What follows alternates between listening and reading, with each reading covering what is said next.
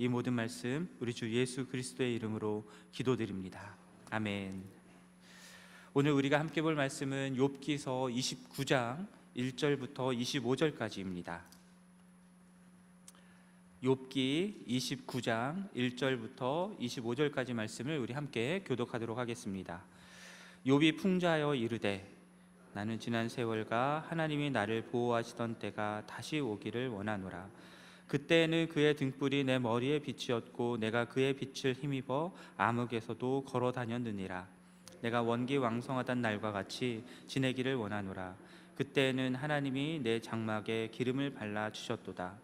그때에는 전능자가 아직도 나와 함께 계셨으며 나의 젊은이들이 나를 둘러 있었으며 저주로 내 발자취를 씻으며 바위가 나를 위하여 기름 시내를 쏟아냈으며 그때에는 내가 나가서 성문에 이르기도 하며 내 자리를 거리에 마련하기도 하였느니라. 나를 보고 젊은이들은 숨으며 노인들은 일어나서 서며 유지들은 말을 삼가고 손으로 입을 가리며 지도자들은 말소리를 낮추었으니 그들의 혀가 입천장에 붙었느니라. 귀가 들은즉 나를 축복하고 눈이 본즉 나를 증언하였나니 이는 부르짖는 빈민과 도와줄 자 없는 고아를 내가 건졌음이라. 망하게 된 자도 나를 위하여 복을 빌었으며 과부의 마음이 나로 말미암아 기뻐 노래하였느니라. 내가 의를 옷으로 삼아 입었으며 나의 정의는 겉옷과 모자 같았느니라. 나는 맹인의 눈도 되고 다리 저는 사람의 발도 되고 빈궁한 자의 아버지도 되며 내가 모르는 사람의 송사를 돌보아 주었으며 불의한 자의 턱뼈를 부수고 노획한 물건을 그 잇새에서 빼내었느니라. 스스로 말하기를 나는 내 보금자리에서 숨을 거두며 나의 날은 모래알같이 많으리라 하였느니라. 내 뿌리는 물로 뻗어나가고 이슬이 내 가지에서 밤을 지내고 나갈 것이며 내 영광은 내게 새로워지고 내 손에서 내 화살이 끊이지 않았노라. 무리는 내 말을 듣고 희망을 걸었으며 내가 가르칠 때 잠잠하였노라. 내가 말한 후에는 그들이 말을 거듭하지 못하였나니 나의 말이 그들에게 스며들었음이라. 그들은 비를 기다리듯 나를 기다렸으며 봄비를 맞이하듯 입을 벌렸느니라. 의지 없을 때에 내가 미소하면 그들이 나의 얼굴빛을 무색하게 아니하였느니라. 함께 읽겠습니다. 내가 그들의 길을 택하여 주고 으뜸되는 자리에 앉았나니 왕이 군대 중에 있는 것과도 같았고 애국하는 자를 위로하는 사람과도 같았느니라. 아멘. 자, 욥의 독백이 계속해서 이어지고 있습니다. 27장에서는 자신의 정당함을 주장하면서 하나님이 악인을 어떻게 심판하는지에 대해서 말했었고요. 28장에서는 귀한 보물과도 비교할 수 없는 지혜는 무엇이고 어디에서 찾을 수 있는가 물으면서 바로 하나님만이 지혜에 이르는 길이고 따라서 주를 경외함이 지혜고 악을 떠나는 것이 명철이다라는 결론을 내렸었습니다. 오늘 본문에서는요, 욥의 독백이 계속해서 이어지면서 29장부터 31장까지 내용 속에서 독백을 하게 되는데요.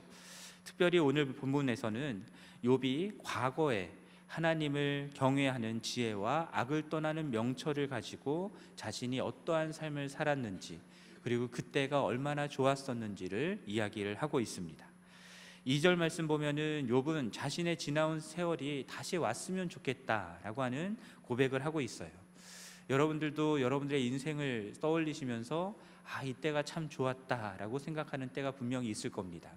그때가 다시 왔으면 좋겠다라는 생각을 하실 수도 있을 것 같습니다. 욥이 지금 그러한 생각을 하는 중요한 이유는요, 지난 세월이 어땠기 때문이냐면 하나님이 자신을 보호해주는 그러한 시기가 있었기 때문이다라고 얘기를 합니다. 하나님이 욥을 어떻게 보호해 주셨는가, 이 내용이 이제 3절 이후에 나오는데요, 그의 등불이 욥의 머리에 빛이었다라고 말합니다. 그래서 그 빛을 힘입어서 욥이 암흑 가운데 있더라도 걸어 다닐 수 있었다라는 고백을 하고 있습니다. 욥에게도 앞이 보이지 않을 만큼 캄캄한 때가 있었던 것이겠죠. 그럼에도 불구하고 하나님이 빛이 되어서 빛을 비춰주심으로 암흑과 같은 현실 속에서도 넉넉히 걸어 다니는 은혜를 누렸던 겁니다. 4절 말씀 보면은 욥은 하나님이 욥의 장막에 기름을 발라주어서 원기왕성하게 지낼 수 있었던 때를 그리워하고 있는데요, 하나님이 그의 장막에 기름을 부었다라고 하는, 발랐다라고 하는 것은 하나님이 얼마나 그와 친밀한 관계 가운데 있었는지를 보여주는 표현입니다. 그리고 그 결과로서 원기왕성하게 잘 살 수 있었던 그때로 욥은 돌아가기를 원하고 있는 겁니다. 5절에서도 그때에는 전능하신 하나님이 욥과 함께 계셨기 때문에 욥의 젊은이들이라고 표현되어 있는데, 이 젊은이들은 자녀들로 볼 수 있습니다. 그래서 욥의 자녀들도 욥과 함께 있었던 때, 그때로 지금 돌아가기를 원하는 겁니다. 6절 말씀 보면은 소와 양으로부터 발을 적실 만큼 많은 젖을 얻었었고요. 그리고 올리브 나무로부터 기름 시내를 이룰 만큼 많은 기름을, 올리브 기름을 얻었던 때를 기억하고 있습니다. 이렇게 하나님이 함께 하시고 하나님과 친밀한 때를 지내면서 하나님이 빛도 비춰주시고 하나님을 지켜주시면서, 그래서 하나님이 주시는 자녀의 복도 누리고 재물의 복도 누리는 그러한 때를 그리워하면서 그때로 돌아가기를 원하고 있는 겁니다. 뿐만 아니라 7절부터 10절까지 말씀을 보면요, 욥이 당시의 사회 속에서 사람들에게 어떠한 대접을 받았는지도 나오고 있습니다. 사람들이 많이 모이고 재판이 이루어지기도 했었던 광장인 성문에 욥이 나가기만 하면 젊은 사람들은 욥을 보고서 비켜 서는 겁니다. 존경의 표시인 것이죠. 노인들은 자신에게 일어나서 인사를 합니다. 이것 또한 존경의 표시인 것이죠. 유지들, 곧 원로들조차도 자신들의 하던 말을 멈추고 입을 가립니다. 지도자들, 곧 귀족들도 말소리를 줄였습니다. 그만큼 당시의 사회 속에서 욥이 가지고 있었던 입지가 얼마나 큰지, 영향력이 얼마나 큰지를 보여주는 장면입니다. 그가 그러한 영향력을 가질 수 있었던 이유는 그가 공의로운 삶을 살았기 때문이다라는 사실을 말하는데요, 그것이 11절부터 17절까지 나오는 내용들로 표현되고 있습니다. 11절에서는 사람들이 욥이 한 일에 대해 소문을 들었을 때에 욥을 칭찬하였다라고 하고요, 욥을 직접 본 사람들은 그가 한 일에 대해서 기꺼이 욥에 대해 자랑하였다라고 얘기를 합니다. 그럼 어떤 공의로운 일들을 욥이 행했는가? 12절 말씀 보면은 도움을 청하며 부르짖는 가난한 사람들을 도왔다라는 겁니다. 그리고 도와줄 사람이 없었던 고아조차도 도와주었다라는 것이죠. 보살펴 주었다라는 겁니다. 13절 말씀 보면은 망하게 된 사람들에게 자선을 베풀었고요. 그리고 과부들도 구제하였다라고 말하고요. 그래서 그들이 욥을 위해서 축복을 빌어 주었고 욥으로 말미암아서 기뻐하며 노래를 불렀다라고 얘기를 하고 있습니다. 14절 말씀에서는 자신은 옷을 입고 모자를 쓰는 것처럼 늘 정의를 실천하고 매사를 공평하게 처리하는 삶을 살았노라라고 얘기를 하고 있습니다. 그것이 어떻게 나오냐면 15절에서 또한 맹인과 다리 저는 사람들과 같은 장애인들을 도와주었다라고 얘기를 하고요. 16절 보면은 빈궁한 자의 아버지가 되었다라고 얘기를 하고요. 그들의 필요를 채워줄 뿐만 아니라 모르는 사람일지라도 억울한 일을 당한 사람들이 있으면 그들의 억울함을 풀어주는 일들도 감당했다라고 얘기를 하고 있습니다. 17절 말씀 보면은 불의한 사람들, 그들에게 정당한 심판을 행하고 불의한 자들에게 당하기만 하고 했던 가난하고 힘없고 연약한 사람들, 그들을 그들의 손에서 건져내는 일들도 했다라고 얘기를 하고 있어요. 그러한 일들을, 그렇게 공의로운 삶을 살았기 때문에 욥이 스스로 어떤 생각을 했었냐, 이 내용이 18절부터 20절까지 나오는데요, 18절 말씀 보면은 자신은 죽을 때까지 건강하게 살고 오래 살 것이다 라는 생각을 했다라는 겁니다. 19절 말씀 보면은 그러한 자신을 나무에 비유하면서 그 뿌리가 물가로 뻗은 나무와 같고 이슬을 머금은 나무와 같아서 결코 마르지 않는 그러한 삶을, 풍성한 열매를 맺는 삶을 살 것이다 라는 생각을 했다라는 거예요. 20절 말씀에서도 자신의 영광은 날로 새로워지고요, 그리고 그의 정력도 쇠해지지 않을 것이다 라는 그런 생각을 했다라고 얘기를 합니다. 그리고 21절부터 25절까지 다시 한번 자신이 사람들에게 얼마나 많은 영향력을 미쳤는지를 또한 설명하고 있습니다. 21절 말씀 보면은 많은 사람들이 욥의 말을 기대를 가지고 들었다라고 얘기하고요, 욥이 가르칠 때에는 다들 조용히 잘 들었다라는 겁니다. 22절과 23절 말씀 보면은 그가 한 말이나 가르침에 대해서 토다는 사람들이 없었어요. 모든 사람들이 다 단비를 기다리듯 봄비를 기다리듯 그의 가르침을 받아들였다라고 얘기하고 있습니다. 심지어 욥이 미소를 싹 지어주면 어떻게 됩니까? 사람들이 새로운 확신과 용기를 얻게 되었다라고 얘기를 하고 있어요. 그렇게 욥은 왕과 같이 사람들의 갈 길을 정해주기도 하고 애곡하는 사람들을 위로하기도 하는 그러한 역할을 감당하는 사람이었음을 이야기하고 있습니다. 이렇게 욥은 과거 자신의 삶을 돌아보면서 하나님이 나를 이렇게 보호하셨고 하나님과 나는 이러한 친밀한 관계 가운데 있었고 그리고 나는 하나님이 주시는 지혜로 하나님을 경외하며 악을 떠나는 공의로운 삶을 살았다라는 것을 얘기하고요. 그러한 삶을 살았기 때문에 마음속에 어떤 생각을 했다라는 겁니까? 자녀와 물질과 이런 복을 누렸고 그리고 많은 사람들의 칭찬과 존경을 받고 명성을 얻었을 뿐만 아니라 장수할 것이다라고 하는 그런 기대를 가졌었다라고 얘기를 하고 있습니다. 여러분, 욥이 살았던 삶의 모습들을 보면요, 하나님이 왜 이 사람을 온전하고 정직하여 하나님을 경외하며 악에서 떠난 사람이다라고 인정해 주셨는지 알 것 같지 않습니까? 하나님과의 관계만이 아니라 이웃과의 관계에 있어서도 정말 사랑과 정의를 온전히 실천하는 그러한 사람이었음을 우리가 알 수 있습니다. 그런데 오늘 말씀을 보면서 여러분 한 가지 이상한 점을 발견하셔야 되는데요, 욥이 정의로운 삶을 살았기 때문에 스스로 천수를 누리다가 평안히 죽을 것이다 라고 생각했고, 뿌리가 물로 뻗어나가는 나무와 같이 죽는 그날까지 그의 영혼이 영광 가운데 쌓여 있고 육신은 쇠하여지지 않을 것이다 라고 기대했다라고 하는 이 점이 이상하지 않으십니까? 왜냐하면 이것은 이제까지 욥이 계속해서 거부하였던 욥의 친구들의 주장과 다르지 않은 논리 하에 있기 때문입니다. 이제까지 욥의 친구들이 주장했던 것이 무엇인지 우리 잘 알고 있지 않습니까? 하나님은 악인에 대해서 심판하신다라는 것이죠. 욥이 어떠한 악을 범했기 때문에 지금 이러한 고난을 당한다라는 것이었습니다. 욥의 친구들의 논리를 인과 응보의 논리라고 우리가 생각을 했었잖아요. 그러한 논리에 대해서 욥은 끝까지 거부하였었거든요. 나는 정당하다라는 것을 굽히지 않았었습니다.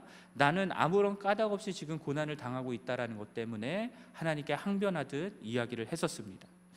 그런데 욥의 친구들은 욥이 악을 범해서 고난을 받는다라고 말하는 것과 정반대로 욥은 내가 의롭게 살았기 때문에 자녀와 물질과 명성과 장수의 복과 같은 복들을 누릴 것이다라고 생각했다라는 것이죠. 이 사실은 욥과 욥의 친구들이 마치 동전의 양면과 같이 똑같이 인과응보의 논리 하에 있다라는 것들을 보여주는 것입니다. 여러분, 시편 1편 말씀을 보듯이 악인들의 꾀를 따르지 않고 죄인들의 길에 서지 않고 오만한 자의 자리에 앉지 않는 그 사람이 복이 있다라고 말씀하시잖아요. 여호와의 율법을 즐거워하여 주야로 그것을 묵상하는 사람, 그것을 지켜 행하는 사람, 그 사람은 어떻게 됩니까? 시냇가에 심은 나무와 같아서 때를 따라서 계속해서 열매를 맺는다라고 말씀하잖아요. 그가 하는 모든 일이 다 형통할 것이다라고 말씀하잖아요. 그렇다면은 욥이 지금 말하고 있는 것이 맞다라고 얘기할 수도 있는데, 문제는 그가 하는 일이 모든 일들이 다 형통할 것이다라고 말하는 이 형통이라고 하는 것의 의미라는 겁니다. 이것이 오늘 본문에서 욥이 생각했던 것과 같은 세상에서 자녀를 많이 낳게 되고 물질의 풍족함을 누리게 되고 건강과 장수의 복을 누리게 되고 사람들에게 영향력이 있게 되고 이름을 알리게 되고 하는 그런 것들을 의미한다라고 한다면, 욥과 같이 의롭게 살았던 사람들이 까닭 없는 고난을 당한다라는 사실을 설명할 길이 없습니다. 하나님의 말씀에 순종하고자 고난의 길을 택한 사람들, 믿음의 길을 택한 사람들, 그 믿음을 지키기 위해서 고난을 받을 뿐만 아니라 심지어 생명까지 잃었던 사람들의 이야기가 히브리서 11장에 나오잖아요. 그 사람들의 삶을 여러분 어떻게 설명할 수 있겠습니까? 믿음을 지키며 주님의 뜻을 따라 산다고 했는데 그런데 오히려 핍박받고 고난 중에 순교하게 되는 그런 일들을 어떻게 설명할 수 있겠습니까? 나아가서 하나님의 사랑하시는 예수 그리스도, 그분이 이 땅에 오셔서 고난을 받으시고 사람들에게 십자가에 못 박혀 죽임을 당했던 그 사실은 또한 어떻게 설명할 수 있겠습니까? 하나님의 말씀에 순종하고 하나님의 뜻대로 행한다라고 한다면, 그러면 인과응보의 논리대로 한다면 당연히 이 세상에서도 복을 받는 그런 것들을 누려야 할 텐데, 사실 우리가 경험적으로 알다시피 성경에서도 말하듯이 수많은 사람들이 그렇지 못한 삶 가운데 죽게 된 일들이 있기 때문입니다. 그렇다면 하나님의 뜻대로 우리들이 순종하며 믿음으로 살아간다라고 하는 것과 이 세상에서 복을 받는다라고 하는 것 사이에 인과관계로 연결하는 것이 어렵다라는 사실을 우리가 생각해 볼 수 있습니다.